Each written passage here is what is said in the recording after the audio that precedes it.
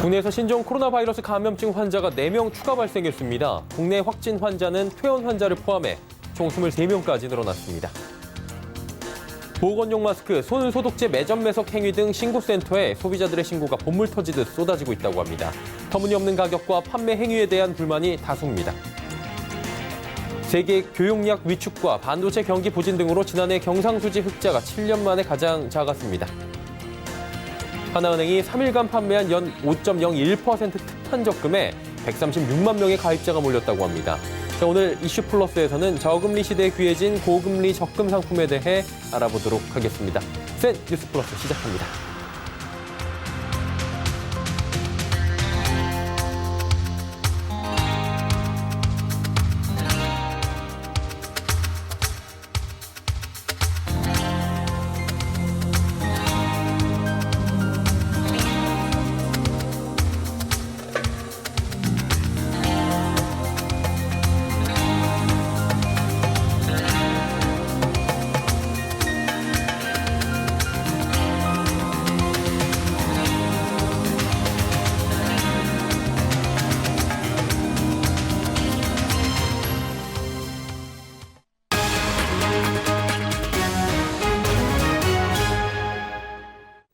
시청자 여러분 안녕하십니까? 센 뉴스 플러스 서정덕입니다.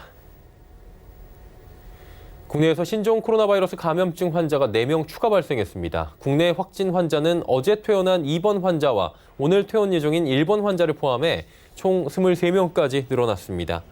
중앙방역대책본부는 오늘 3명은 앞서 발생한 확진자의 접촉자 및 가족으로 한국인이고 1명은 관광 목적으로 입국한 중국 여성이라고 밝혔습니다. 한편 보건당국은 환자 전원은 모두 안정적 상태라 밝혔습니다. 중앙사고수습본부는 환자가 증가하고 있지만 전국에 198개 국가지정 격리 병상을 확보하고 있어 환자 수는 충분히 대응할 수 있는 수준이라고 밝혔습니다. 식품의약품안전처의 보건용 마스크, 손소독제 매점 매석 행위 등 신고센터의 소비자들의 신고가 본물 터지듯 쏟아지고 있다고 합니다. 가격이 터무니없다, 재고가 있는데 동났다며 연락도 없이 취소됐다 등의 불만을 토로하는 내용이 다수입니다. 정부는 일부 온라인 판매자 등이 마스크 사재기, 매점 매석 등을 통해 폭리를 취하는 것으로 알려지자 매점 매석 행위를 금지를 위한 고시를 마련해 현장 단속에 들어갔습니다. 고시 시행에 따라 지난 5일부터 보건용 마스크와 손소독제를 매점 매석한 판매자와 생산자는 2년 이하의 징역 또는 5천만 원 이하의 벌금을 받게 됩니다. 또 마스크나 손소독제를 1,000개 또는 200만 원어치 초과해 구개로 반출할 때 수출 심사에서 매점 매석이 의심되는 사례일 경우에 통관을 보류하고 조사, 고발을 의뢰키로 했습니다. 신종 코로나 바이러스 감염증이 확산되자 불특정 다수의 일반 고객들이 대거 이용하는 유통시설들이 방역에 나서고 있죠. 꼼꼼하게 방역을 하고 예방에 나서는 곳도 많지만 지금까지 단 한 차례도 소독을 하지 않고 교육도 부실한 대형마트도 있다고 합니다. 입점해 있는 협력업체 직원들 빼고 직영 사원들에게만 마스크를 지급해 무리를 빚고 있는 홈플러스 이야기인데요. 자, 홈플러스엔 무슨 일이 벌어지고 있는지 문다혜 기자가 알아봤습니다. 전국 143개 매장을 갖고 있는 홈플러스. 매장당 하루 약 1만 명, 전 매장을 합치면 150만 명 가량의 고객이 드나드는 곳입니다. 온 국민이 신종 코로나 바이러스 예방에 최선을 다하고 있지만 어찌된 영문인지 홈플러스는 아직까지 매장 방역을 단 한 번도 하지 않았습니다. 지금 현재까지는 방역이 전혀 이루어지지 않고 있다. 오늘 회사에서 전체 사내 통신망을 통해서 10일부터 세스코를 통해서 방역을 할 테니 방역 신청을 해라. 요렇게는 떠 있는 상태인데. 이에 비해 이마트의 경우 확진자가 방문한 것을 통보받은 즉시 영업을 중단하고 세 차례에 걸친 철저한 방역을 실시한 상태입니다. 소독도 문제입니다. 홈플러스는 아직 카트와 바구니 등에 대한 소독을 실시한 적이 없으며 단순히 소독제와 위생용품을 비치하는 데 그치고 있습니다. 반면 같은 대형마트인 이마트는 하루 3회 매장 내 모든 카트에 대한 소독을 실시하고 있어 대비됩니다. 지급하는 마스크 품질도 다릅니다. 이마트는 미세먼지 입자를 94% 차단해 전염성 질병까지 차단 가능한 KF94 마스크를 지급하고 있지만 홈플러스는 필터용 마스크가 아닌 일반용 마스크를 지급하고 있습니다. 심지어 홈플러스는 직원 위생 교육도 하고 있지 않는 상황입니다. 현재 코로나 관련해서 회사가 여러분들한테 위생교육이나 안전교육을 해주나요? 아니요. 나는 받아본 적이 없다. 손들어 볼게. 서울경제TV 문다입니다. 세계 교역량 위축과 반도체 경기 부진 등으로 지난해 경상수지 흑자가 7년 만에 가장 적었습니다. 한국은행에 따르면 지난해 우리나라의 경상수지는 599억 7천만 달러 흑자를 나타냈습니다. 2012년 이후 7년 만에 가장 적은 흑자 폭입니다. 다만 외환 위기 시기였던 1998년 이어온 흑자 기조는 22년째 이어졌습니다. 경상수지 흑자폭 감소는 미중 무역 갈등에 따른 세계 경기 둔화와 수출 주력 품목인 반도체 가격 하락 등의 여파로 수출이 크게 부진했기 때문으로 분석됩니다. 작년 12.16 부동산 대책으로 서울 아파트값 상승세가 7주 연속 줄고 있습니다. 조만간 마이너스로 하락 전환할 것이란 관측도 나오고 있는데요. 반면 규제를 비켜간 수도권 일부 지역에선 집값이 오르는 풍선 효과가 계속되고 있다고 하죠. 이처럼 집값 상승세를 탄 곳에서 이 집주인이 계약서를 쓴 뒤 집값이 오르자 계약을 파기하는 사례가 잇따르고 있다고 합니다. 정창신 기자가 전해드립니다. 수십만 명의 회원이 가입된 온라인 부동산 커뮤니티. 최근 온라인 카페에는 매매 계약서를 쓴 뒤 집주인이 계약을 파기하는 사례가 잇따르고 있습니다. 한 계약자는 한 달 전쯤 4억 5천만 원에 계약했는데 최근 5억 2천만 원까지 호가가 올랐다며 계약금 3천만 원을 냈는데 집주인이 배액 배상하려 한다고 글을 남겼습니다. 또 다른 매매 계약자는 작년 말 5억 8천만 원에 매매 계약을 하고 4월 잔금을 치르기로 했다면서 최근 매도인이 일방적으로 파기했다고 하소연했습니다. 계약서를 쓴 뒤 집값이 오르자 집주인이 계약을 파기한 겁니다. 민법에 따르면 계약금을 상대방에게 교부한 때 그 배액을 상환하여 매매 계약을 해지할 수 있다고 명시돼 있습니다. 쉽게 말해 집주인은 중도금이나 잔금을 받기 전이라면 계약금의 2배를 물어주고 계약을 파기할 수 있다는 얘기입니다. 수도권 같은 경우에 집값이 급등하고 있고 아무래도 계약금을 주고라도 계약을 포기하는 게 오히려 장기적으로는 이득이라고 생각하는 부분들이 있어서 계약을 포기하는 것 같습니다. 실제 규제를 비켜난 수도권 일부 지역은 집값이 급격히 오르는 모습입니다. 수원 영통구 방포동 이편한 세상 영통 2차의 경우 지난달 전용 74.58제곱미터가 5억 8천만 원에 거래됐습니다. 이 단지 같은 평형은 작년 12.16 대책 발표 이전인 11월 말 4억 2천만 원에 거래됐는데 2달여 만에 1억 6천만 원 올랐습니다. 안산 단원구 고잔동 주공 5단지 전용 53.85제곱미터는 지난달 4억 3,800만 원에 거래됐는데 작년 11월과 비교하면 4,800만 원 상승했습니다. 부동산 전문가는 계약 파기도 집주인의 정당한 권리로 볼 수 있다고 설명하며 매수인 입장에서 일방적 계약 파기를 막으려면 계약서에 계약금과 중도금, 잔금을 설정하고 중도금 지급 시점을 최대한 앞당기면 도움이 된다고 조언했습니다. 서울경제TV 정창신입니다. 서울 강남 3구 아파트 경매 낙찰가율은 7개월 연속 100%를 넘기며 역대 최전 기록을 갈아치웠습니다.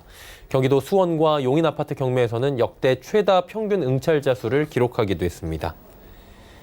6일 지지옥션에 따르면 1월 전국 경매 진행 건수는 11,538건으로 이 중 3,800여 건이 낙찰돼 33.6%의 낙찰률을 기록했습니다. 낙찰가율은 72.1%로 평균 응찰자 수는 4.2명으로 집계됐습니다. 지난해 8월부터 5개월 연속 100%를 상회하고 있던 서울 아파트 낙찰가율은 전월 대비 0.7%포인트 감소한 99.5%를 기록하며 연속 행진을 멈춰섰습니다. 반면 강남 3구는 고점을 찍었던 지난 11월 이후 주춤했지만 1월에 다시 104.3%를 기록하며 고공행진을 이어갔습니다.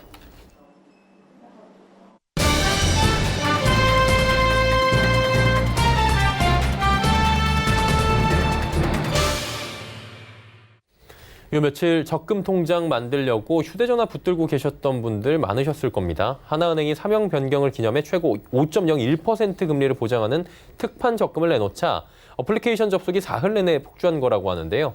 저금리 시대에 귀해진 고금리 적금, 금융팀의 유민호 기자와 이야기 나눠보도록 하겠습니다. 어서 오세요. 안녕하세요. 저희 아내도 오늘 연락이 계속 오더라고요. 예, 놓쳤는데 어떻게 하냐고. 그래서 저희 방송 보면은 유민호 기자가 얘기해 줄 거라고 미리 좀 얘기를 했습니다. 주목할 만한 적금들이 있을까요? 네, 말 그대로 말씀드린 것처럼 하나은행 대란이라고 할 수 있었습니다. 그렇죠. 이번에 가입하지 못했거나 이 남은 여윳돈을 좀 굴려보고 싶다는 분들은 이 다른 은행 상품도 눈여겨볼 만합니다.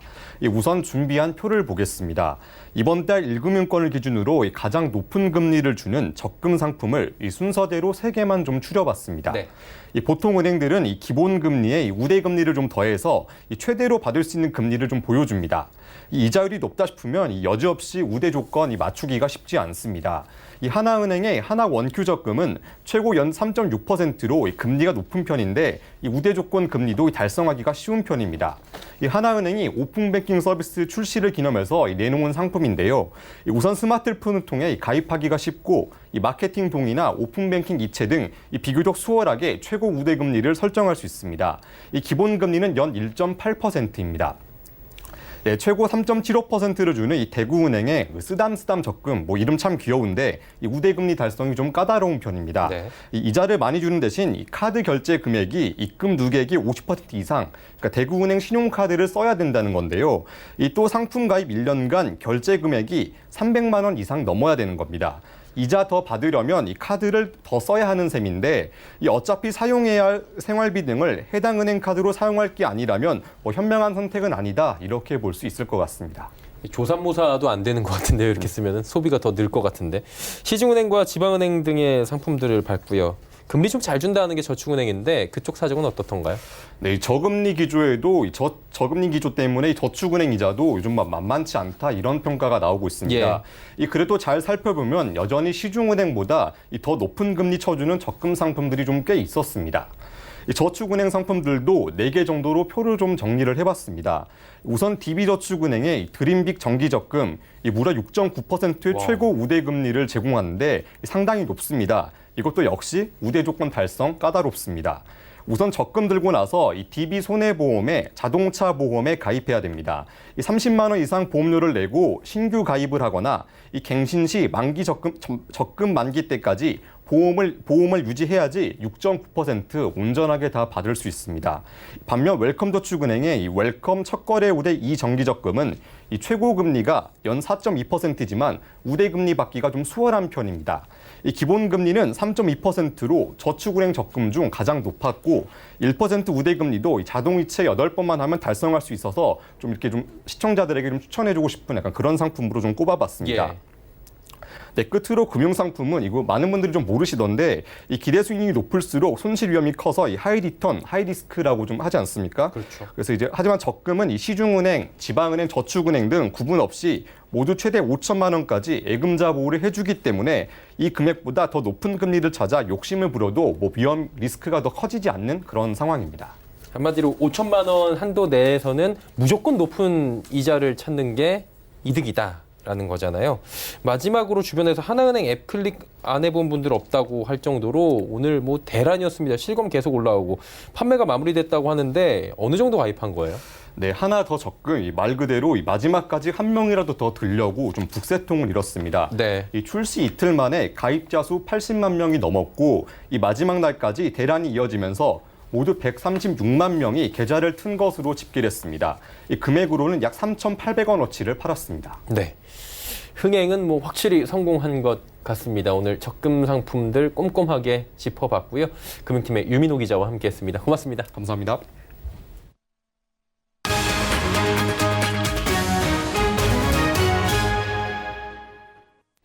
지난해 시작된 일본차 불매운동이 자동차 시장의 지각 변동을 낳고 있다고 합니다. 독일 브랜드의 약진이 이어지는 가운데 폭스바겐이 수입차 판매량 3위까지 뛰어올랐다고 합니다.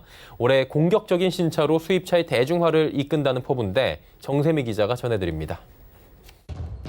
디젤 게이트와 인증 지연 이슈를 덜어낸 폭스바겐 코리아가 부활에 나섭니다.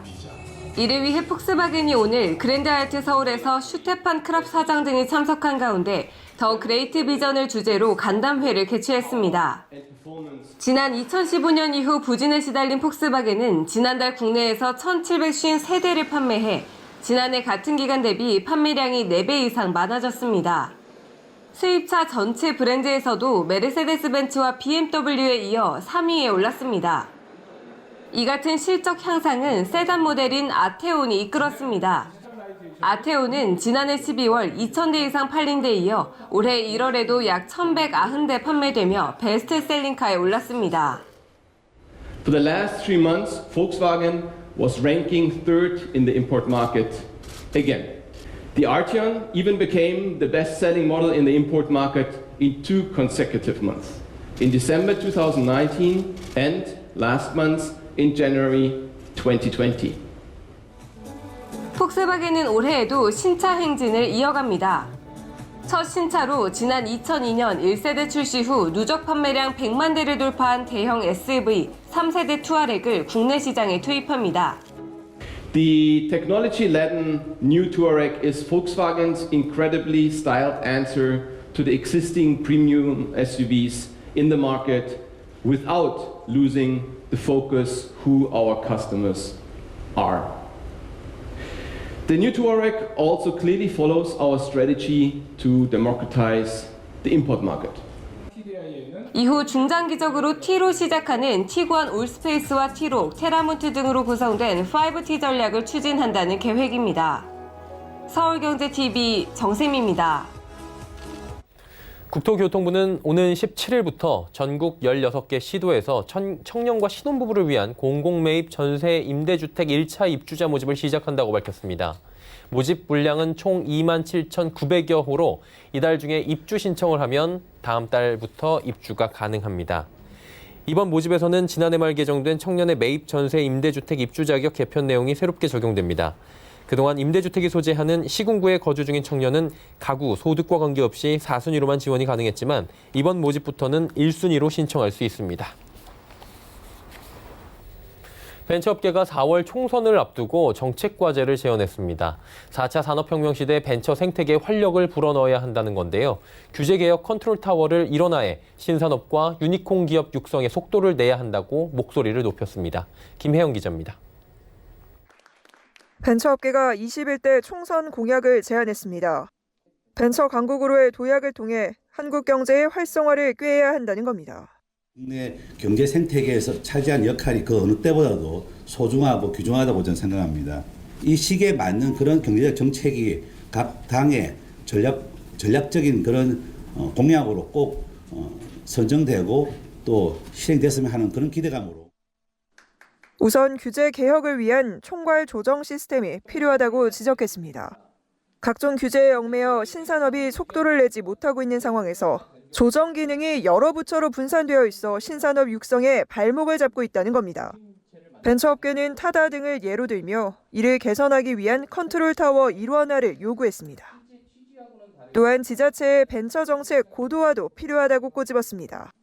현장 중심의 효율적인 정책 추진을 위해서는 벤처 정책을 수립할 경우 중앙과 지자체 간의 공동 기획이 필요하다는 겁니다. 스케일업 활성화를 위해 제도 개선에 대한 목소리도 냈습니다. 자금 여력이 부족한 벤처기업이 유니콘 기업으로 도약할 수 있도록 예비 유니콘 특별 보증 확대 등을 제안했습니다. 또한 재기 지원 강화도 해결 과제로 꼽았습니다. 사업에 실패하면 주홍 글씨가 새겨져 재기를 꿈꾸기가 쉽지 않은 현실인데 창업자 공제제도 도입과 제도전 벤처연수원 건립 등을 통해 제도전 환경을 조성하자고 주장했습니다. 서울경제TV 김혜영입니다. 중소기업 중앙회가 문희상 국회의장과 만나 중소기업 관련 주요 입법과제 10건을 전달했습니다. 납품대금 조정제도 활성화와 기술 탈취 행위 제재 강화, 협동조합의 중소기업자 지위 인정, 지불 능력을 감안한 업종별, 규모별 최저임금 구분 적용, 중소기업 근로시간 단축에 대비한 입법 보완, 기업승계 증여세 과세특례제도 확대 등 중소기업 관련 주요 입법과제를 건의했습니다. 국회에서는 문희상 국회의장과 이규 의장 비서실장, 이계성 정무수석, 최강필 정책수석 등 7명이 참석했고 중앙회에서는 김기문 회장, 서병문, 권혁홍 수석부회장 등 9명이 참석했습니다.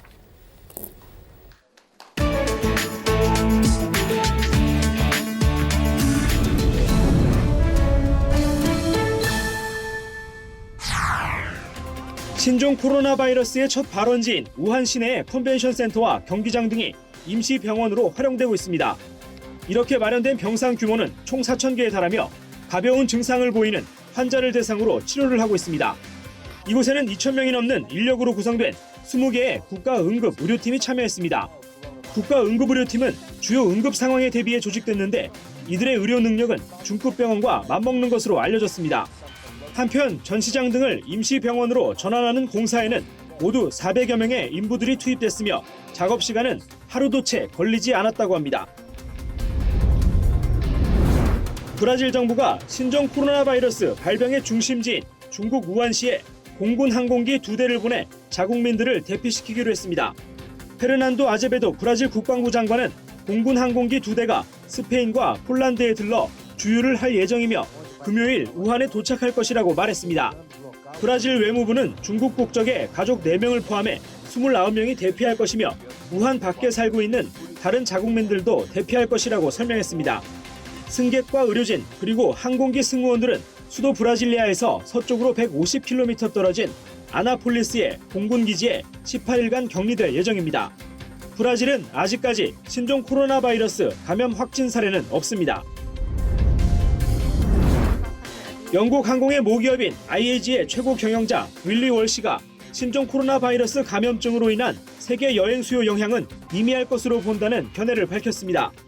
월시 CEO는 지난 5일 카타르 도하에서 열린 국제항공회의에서 신종 코로나 바이러스가 사람들의 여행을 단념시킬 것으로 예상하지 않는다며 이같이 말했습니다.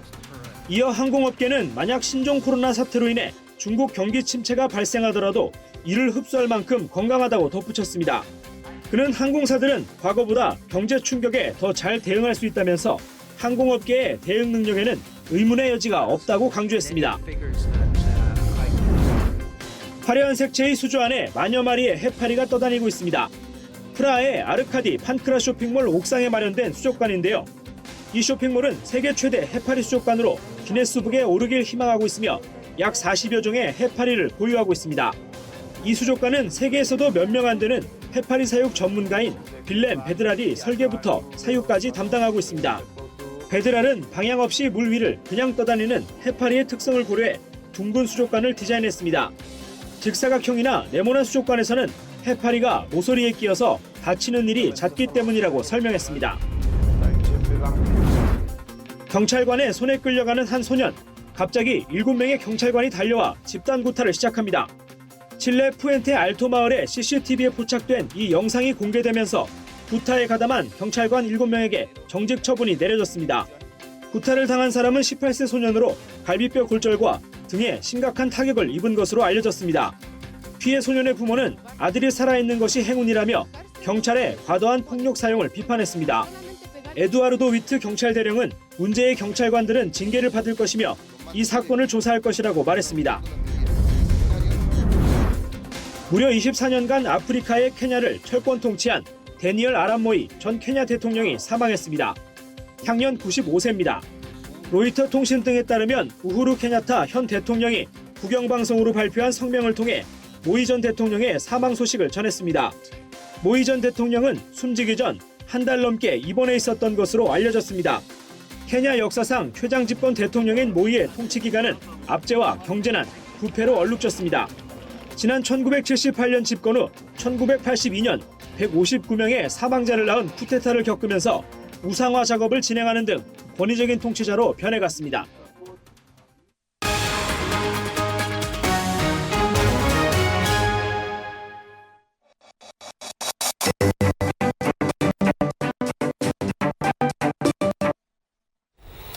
네, 국내에서 코로나 확진 환자가 늘고 있습니다. 2차 감염 그리고 중국 외 지역에서도 바이러스가 옮고 있다고 하죠.